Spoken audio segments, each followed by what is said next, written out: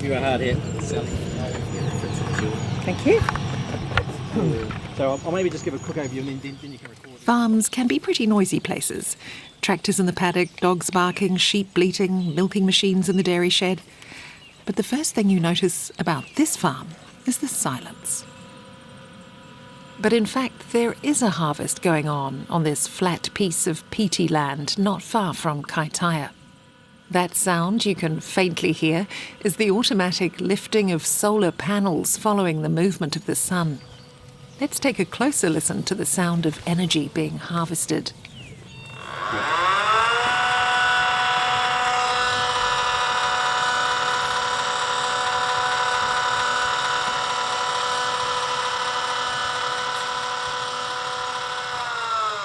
Instead of a herd of cows or a flock of chickens, this farm's stock is an array of panels, lined up like dark waves on the paddock.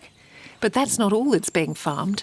Look down and there are sheep resting in the shade and grazing on the grass among the panels. I've come to Lodestone's Kohirā Solar Farm to find out more about this new frontier in agriculture, agrivoltaics. It's impressive. Growing food and producing energy at the same time is a relatively new idea in New Zealand. In other countries, China for instance, they're well ahead. There are hundreds of projects incorporating farming with solar panels, from greenhouses underneath panels for veggie growing to shrimp farming underneath panels poking out of the sea. There are berry orchards, salad plots, even vineyards under panels in Europe and North America. It's said this dual farming system has many potential benefits. Less stress on the animals and crops with panels providing shade and protection, and improved productivity and added revenue for the farmer amid the ups and downs of weather and commodity prices. But there are many unknowns too. Let's get back to the farm and meet Connor Dent, who looks after the sheep at Kohirā. So this is our largest flock of sheep in Field 1 at the Kohirā Solar Farm. And we have about 170 ewes, and these ewes are sort of 3 to 4 years old, and they're currently all in lamb. So they've had a ram running with them for a couple of months, and we've had our first lamb out of this flock drop on the ground this morning actually.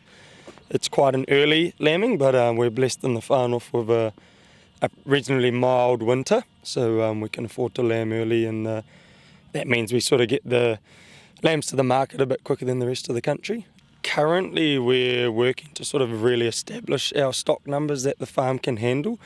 We don't really want to push this farm to the point where we're having to feed out, and you know, the management that comes with that is probably not worth the benefits.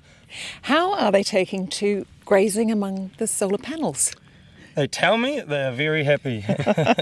So what we've noticed is that we see the sheep sitting down for longer periods than most farms, which means that they're sort of content, they're full, and they seem to be pretty relaxed here. So I'm not intrinsically tracking the numbers in terms of some other studies potentially are around the country, but they seem to be definitely spending a lot of the time under the panels, sitting down, and they're not spending all day on their feet eating. Lodestone owns and runs the solar farm. It's a New Zealand company, and Richard Pearce is the firm's chief operating officer. The solar farm's been named Kohirā, which means harnessing from the sun. I describe this farm as something incredibly peaceful and powerful.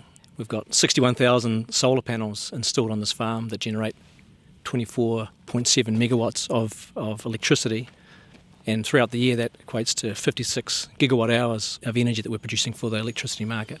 That equates to about 7,000 homes. Lodestone's vision from day one was to build renewable energy, generate electricity from the sun, and we wanted to do that in a sustainable way, and so a large part of that is to be able to integrate our operations with traditional farming practices. So agrivoltaics to me is an opportunity I think it presents for both electricity generators like Lodestone Energy and for the farming community to work together to perhaps move towards a lower carbon economy. And we want to do that in a sustainable way. We want to work with farmers like Connor and others around the country to make sure that the farming the farming practice is sustainable for them, to make sure there's low impact to our operations of our solar farm, and to make sure that can be done in a really safe way. So what you can hear there is the actuators that drive the panels. The panels track the sun from east to west during the day, and so every 5 or 10 minutes you'll hear them just measure exactly where they need to be, and they'll just move slightly a few degrees at a time. Have the sheep got used to that noise? I suppose they have. They don't seem to be too bothered by it. They don't seem to be too bothered, they're just continuing to graze. So what is the potential, do you think? I mean, you have sheep on here at the moment. Did you look at having beef cattle and perhaps rearranging the infrastructure accordingly? Yeah, so the solar farm has been developed and designed to elevate the panels above the ground. They pivot at about 2 metre height. And that's for two reasons. One, it's to allow the panels to move to maximise the production from the sun. But two, to minimise flood risk. And so they're sort of, the farm's well suited to sheep in particular. I think cattle would be too damaging for the solar panels. They'd like to rub their backs all over them, particularly when they're oriented at 45 degrees. So at this stage we're considering a model that's, farming livestock and sheep. We describe our practice going forward, and we're working with Connor on this, as around vegetation management rather than just grazing. So we don't describe it as a grazing lease, we describe it as vegetation management. And in that, we want to be able to manage our vegetation to a level that minimises fire risk. It makes the farm look tidy. Of course, so there's benefits in that. We want, of course, the sheep to prosper in this environment so that the yield is high. At the same time, we want our electricity production yield to be maximised as well. If you didn't have the sheep, how would you manage the vegetation? Well, the only other option there for us would be to mow. And so a vegetation management contract will be a combination of grazing sheep, mowing, and some spraying of weeds and around some of the infrastructure where you can't get to with mowers. A combination of those things. We don't know what that balance will be, but over time we'll work that out together to see what optimal proportions of each of that will be. And ultimately it needs to be sustainable. Connor needs to make $1 out of it, and we need to be able to run a sustainable electricity production site. So do you charge him for the grazing?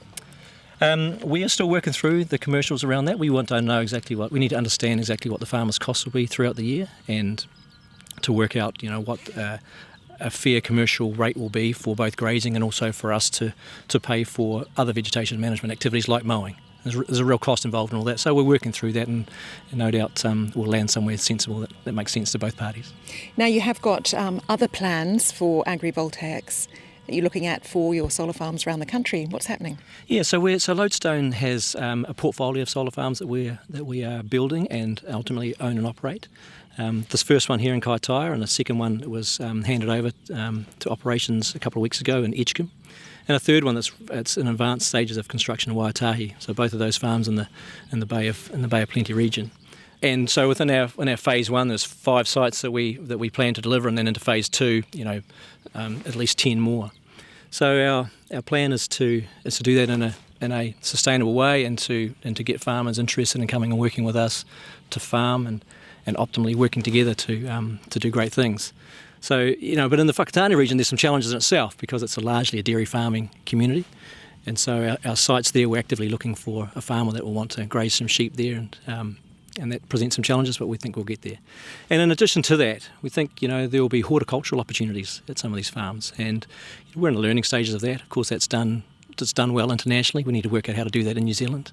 And so we're working with it. We have an agri-business consultant, Anna Vaughan, who we're working closely with to help guide us on some strategy in and around that, to make sure that we're thinking about the farm in the way in which we should, because we're not experts in farming, but we want to do that in a way that everybody does it well, and the farm is well maintained, and we can be proud of the farming activity, both in respect to solar and in traditional farming practice. So we're working with Anna, and we've started some early discussions with the universities around some research opportunities, around discovering what would add the most value to the research around agrivoltaics. Any ideas so far? Well, any ideas? Well, we're looking, perhaps the Edgecombe site might lend itself to have an area which we corner off for horticultural development, and do some really good research around that to see how sustainable that is, and what the right types of crops or herbs or fruits or whatever that might be ultimately that can be farmed in an economic way.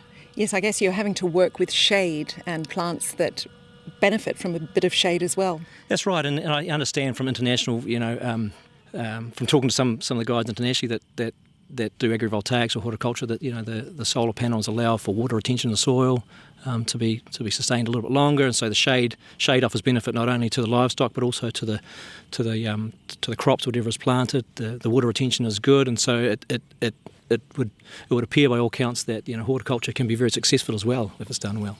Not all welcome the idea of solar farms. Some fear the loss of productive land for food production and visual pollution, known as glint and glare. Richard says they haven't had any pushback. The communities have been really supportive to date of both the solar farming activity and over time they'll understand a bit more what we're doing in the agrivoltaic space, and I think they'll be supportive of that as well.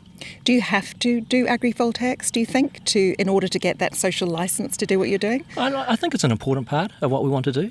I think it's an important part of transitioning to a lower carbon economy is to be able to do this together. I mean, it's exciting that you can do this together, integrate these two activities so well. I mean, the common factor between traditional farming and solar generation is that we need to harness energy from the sun.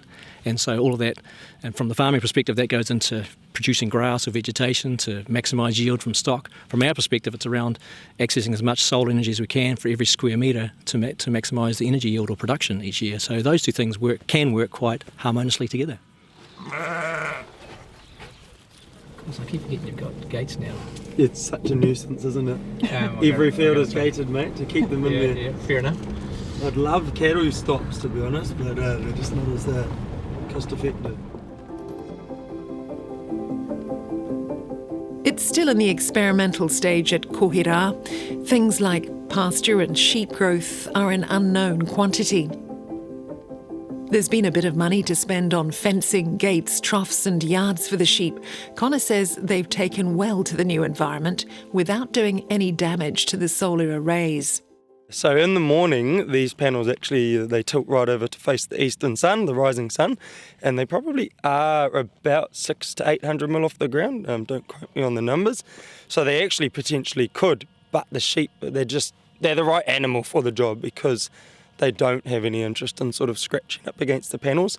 It's something that we have to be mindful of when we bring a sheepdog in here to round them up and get them out of the paddock, that we actually choose the right time of the day, that we're not pushing them and they start running and jumping up and hitting their backs on the panels. But it's a pretty minimal risk to have to manage. How do your dogs cope with all the posts and the panels when they're rounding up the sheep? That's a fair bit comment. of an obstacle course? It is, and they actually struggle early in the morning if the panels are down or late in the evening to see right through and find all the sheep. But they seem to get them out, and the sheep seem to know where to go anyway. So no, we haven't had too many dramas on that. What about grass growth with the amount of shade that you have from the panels? At the moment, we're not noticing any slowdown. You can see in between the panels now, we're about midday and there's probably a good 7 metres of clear sunlight. And as the panels tilt, where that shading is also moves. So the sun still reaches all parts of the field throughout the day. In fairness, it's not getting sun for 12 hours of the day. What about the quality of the pasture? Yeah, no complaints. I think post-construction, because the solar farm's still in its first year, after practical completion, there was, a little bit of damage to the farm just with the machinery used to it, and that's since fully restored itself. And as we put in the sheep in there, they seem to be tidying it up. And then when we pull them out, we're sort of looking at a 2 to 3 week turnaround, and we're getting really good bounce back in some of the paddocks. And it's quite a quick rotation with the ability to put the sheep back into that paddock not long after they come out. Will you be doing sort of measuring of, pregnancy rates and that sort of thing just to evaluate how this has gone? Totally. No, that's definitely what we'll be aiming to do. At the moment, we're pretty much tracking the cost that's going in and the dead and alive count sort of thing. So it's not too high level at the moment, but we would like to start doing that. We hope that they're at a better weight than most of the rest of the lambs around the country. So you'll be fattening the lambs here as well? Yeah, that'll be the goal. Yeah. So at the moment, our first 2 years is really stock numbers and establishing our benchmark of what the farm can handle without overstocking it. We'd like to stay under our sustainable number for a while. We don't want to overstock it and run out of grass for the sheep. Tell me about yourself and how you got into farming sheep under solar panels. So I'm not much of a farmer myself, I must admit. I do civil construction as my day job, and I was fortunate enough to actually do all of the civils on this project with whānau throating, where I work locally. And then beyond that, it was one of my friend's ideas to sort of reach out and see if the lease was available, the grazing lease. With the current market of the sheep schedule and the price of lamb, I don't think a lot of people are looking to develop sheep farms at the moment. We were really fortunate to be given the opportunity from Lodestone, and it's a really pleasant pace to farm. So I think I'm really glad that we've jumped out and taken the opportunity. And what's the potential, do you think, for other people with a flock of sheep to get involved in this? There's definitely still potential to make a dollar out of the business. Otherwise, we wouldn't be down here doing it, right? The benefit of this farm in particular and how Lodestone have developed it, there's still areas around the farm that can be used for other agricultural purposes, such as growing maize, growing corn, watermelon, kumara. There's opportunity to put cattle within the other fields. It's just that risk needs to be managed around the sort of, having cattle on the farm. Are they going to break the fence and cause damage to the panels? At the moment, the sheep seem like the go-to animal or the vegetation management tool that we should be using. And I suppose financially, ask me in another year and hopefully I'll be able to give you an answer. But at the moment, we'll see how it goes. So if you're a farmer wanting to get into agrivoltaics, what's the best way to do it? Partnering with a solar company and leasing land to them? Buying and installing your own panels? Or just providing the livestock like Connor? Can the land be sloping?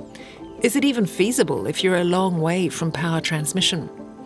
There are loads of questions and some research underway to understand how agrivoltaics might work in New Zealand conditions. A recent Our Land and Water study of an 1,180-hectare sheep and beef farm with solar panels added to a 6-hectare paddock showed a possible increase in annual farm income close to $1 million, with net profit increasing by more than $420,000. That's with the farmer owning and installing the array. It wasn't so profitable for the dairy farm in the study. Richard Pearce says solar farming offers farmers an alternative additional revenue stream.